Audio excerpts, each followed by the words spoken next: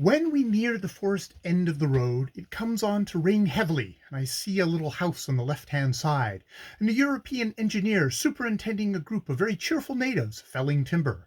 He most kindly invites me to take shelter, saying it cannot rain as heavily as this for long. My men also announce a desire for water, and so I sit down and chat with the engineer under the shelter of his veranda, while the men go to the water hole, some 20 minutes off.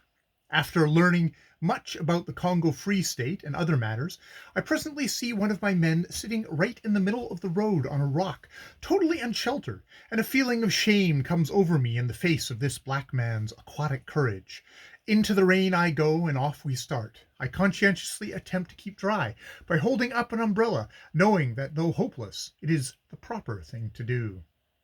We leave the road about 50 yards above the hut, turning into the unbroken forest on the right-hand side, and following a narrow, slippery, muddy, root-beset bush path that was a comfort after the road. Presently we come to a lovely mountain torrent flying down over red-brown rocks in white foam, exquisitely lovely and only a shade damper than the rest of things.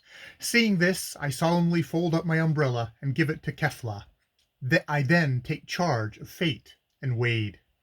This particular stream, too, requires careful wading, the rocks over which it flows being arranged in picturesque but perilous confusion. However, all goes well, and getting to the other side, I decide to chuck it, as Captain Davies would say, as to keeping dry, for the rain comes down heavier than ever.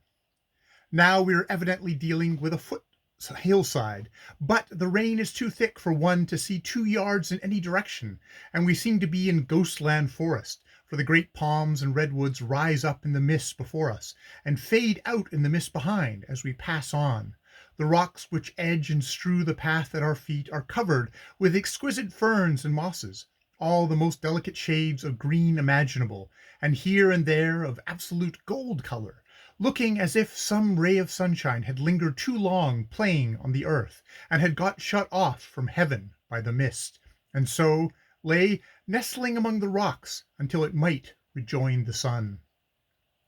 The path becomes an absolute torrent, with mud thickening water, which cascades round one's ankles in a sportive way, and round one's knees in the hollows in the path. On we go. The path underneath the water seems an equal mixture of rock and mud, but they are not evenly distributed. Plantations full of weeds show up on either side of us, and we are evidently now on the top of a foothill. I suspect a fine view of the sea could be obtained from here, if you could have an atmosphere that is less than 99.75% of water. As it is, a white sheet, or more properly speaking, considering it is its soft, stuffy woolliness, a white blanket is stretched across the landscape to the southwest, where the sea would show.